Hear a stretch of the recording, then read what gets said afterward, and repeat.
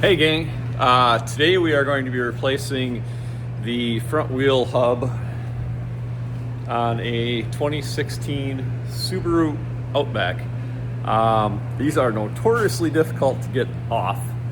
But I'm going to show you a couple of tricks that I use to get these hubs off just like that. Stay tuned.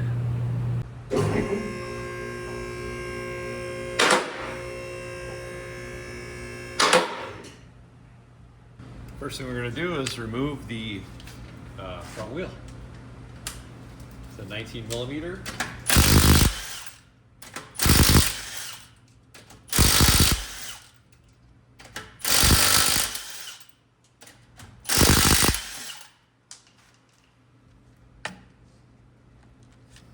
All right.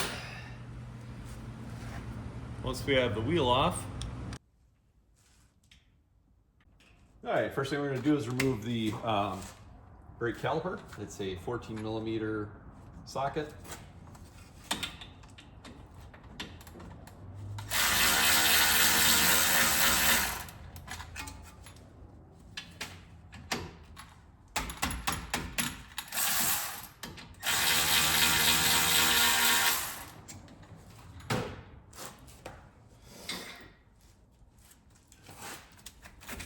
Once we've got that off, we're gonna just hang our caliper off to the side here so it's out of our way.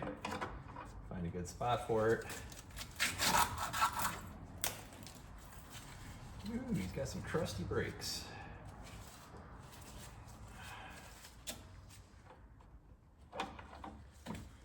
All right, once we got that out of the way, we're gonna take off our disc brake bracket. The disc brake bracket is 17 millimeter.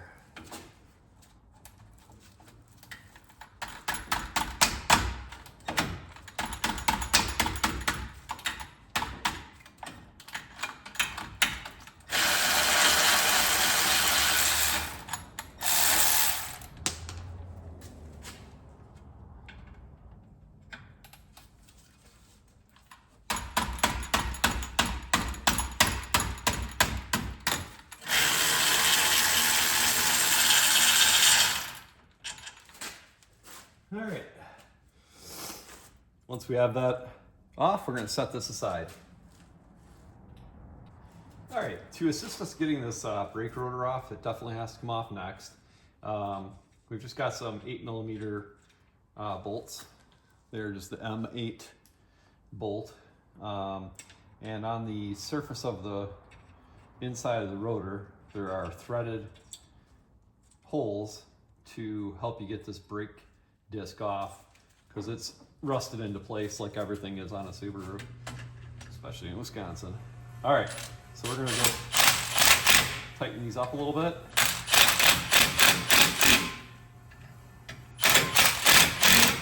And you can see it's starting to work its way loose now. There it goes. And we're off. That's a great way to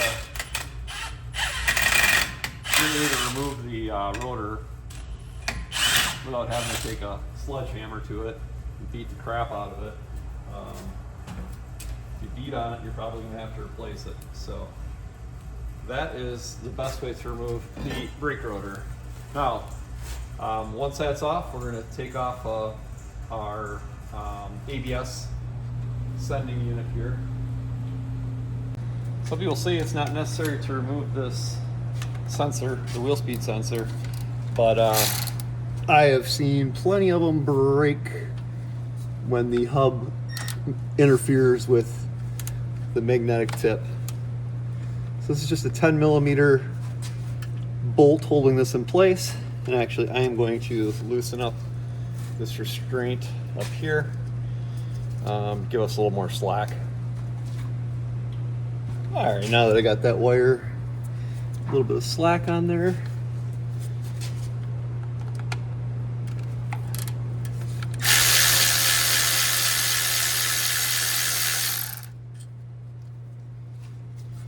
There's our bolt that holds that ABS wheel speed sensor in place.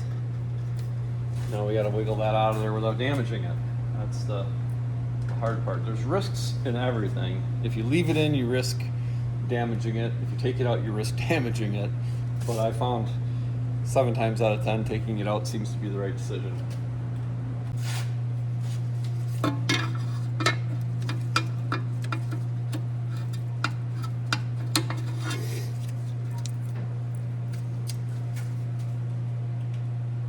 All right, once we've got that bolt off of there, we should be able to twist and then remove the ABS sensor. We're just going to put that back here, get it out of the way. We don't want to damage that sensor.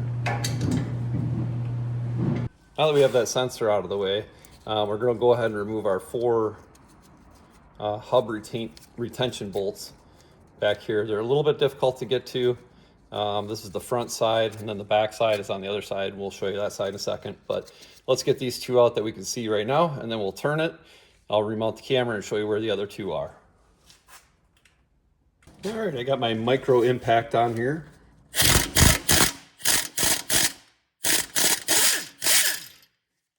First bolt came out nicely. Oh.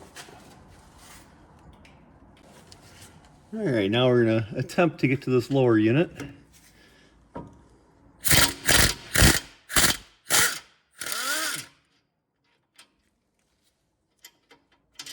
All right, there's our 2 bolts on the front of the hub, and now we're going to switch to the back of the back side of the hub.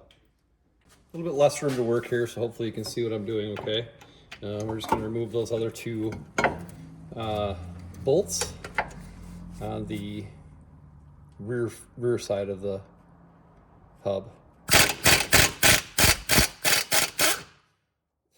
There we go. And if you're interested in this tool, I did a review of it. It's literally one of my favorite tools. It's so small, it gets into tight spots, and it just works.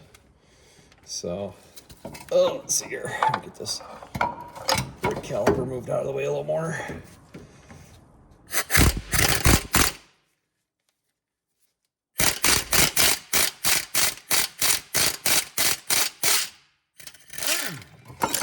And you can see the rust flying there as I loosen that bolt. And we'll hang our caliper back up. And now we're back up to the front of the vehicle, and we're going to remove our axle nut. For this, you're going to need a 32 millimeter socket impact, and you're going to need a heavy impact. There we go. There's our nut, and then there may or may not be a washer in here. Yeah, there's no washer, so we're good to go.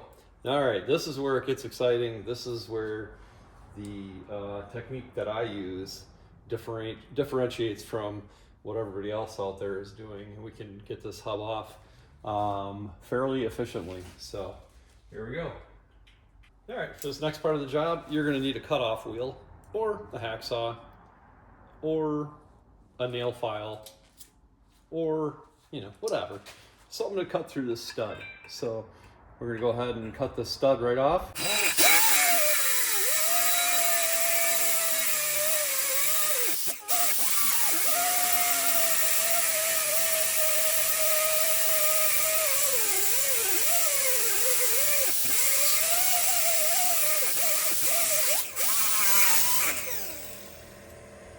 Okay, once you got that stud cut off, you're going to want to grab a impact hammer or a regular hammer and a chisel.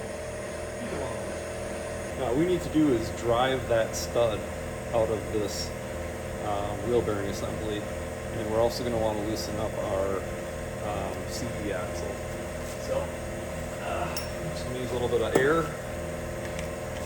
air hammer. And again, if you don't have these tools at home, you can use a chisel and a hammer.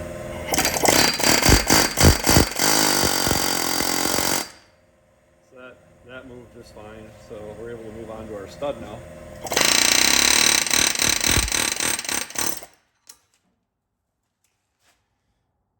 All right. So with the air hammer, we were able to knock the remainder of our stud out of our hub flange. So, all right, next we need a nut and a bolt.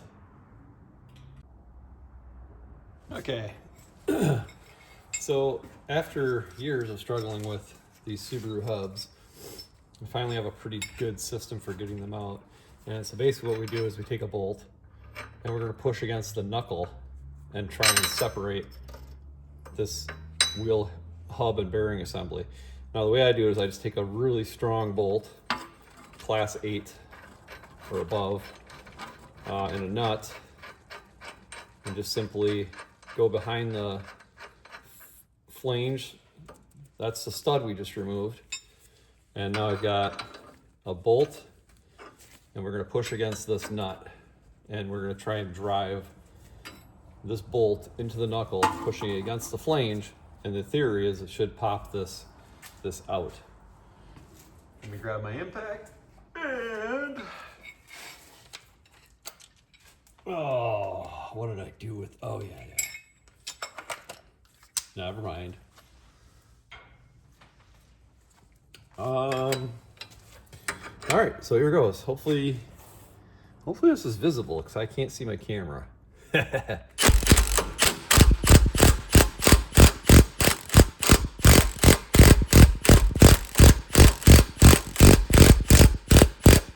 see it started to pull the bearing out of the hub. So since there's a lot of pressure on here right now, I'm going to tap that with my air hammer a little bit and just send some vibration through there. See what happens. All right, so with that unit still under pressure, I'm just going to give her a couple taps, see if we can get any movement out of this hub.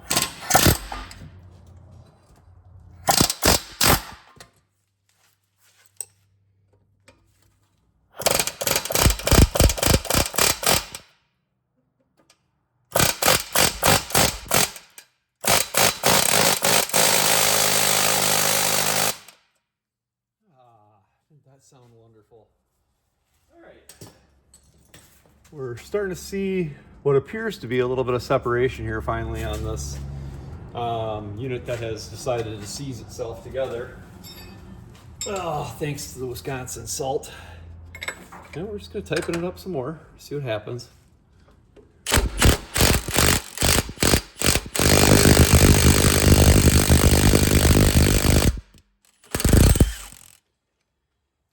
All right, we've got it a little bit loosened up here. As you can see, made some separation between the knuckle and the hub. So we're gonna turn it around and we're gonna do the opposite side now. This is gonna be very difficult to turn because we basically just destroyed our bearing. Or what was left of it, I should say. So let me get a pry bar and we're gonna rotate that hub.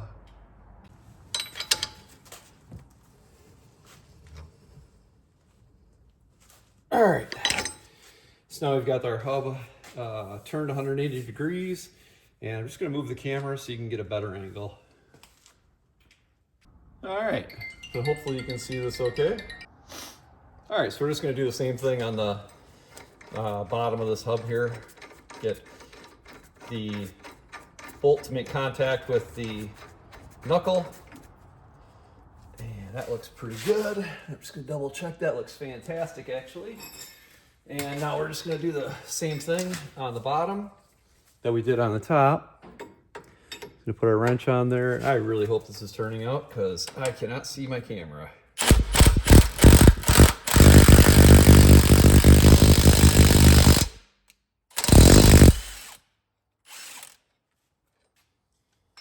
All right, at this point, as you can see, we've got great separation between the hub and the knuckle. I'm going to find just a longer bolt and we're going to repeat the process one more time.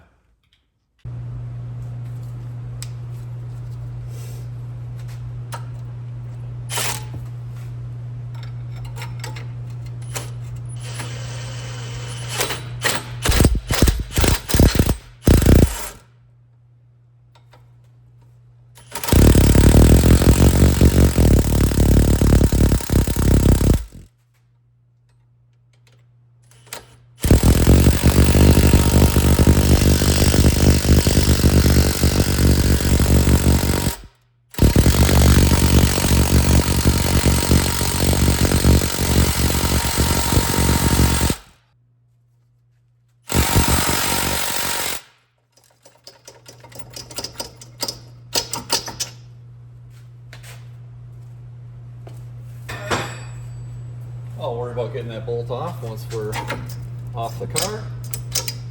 And here we go.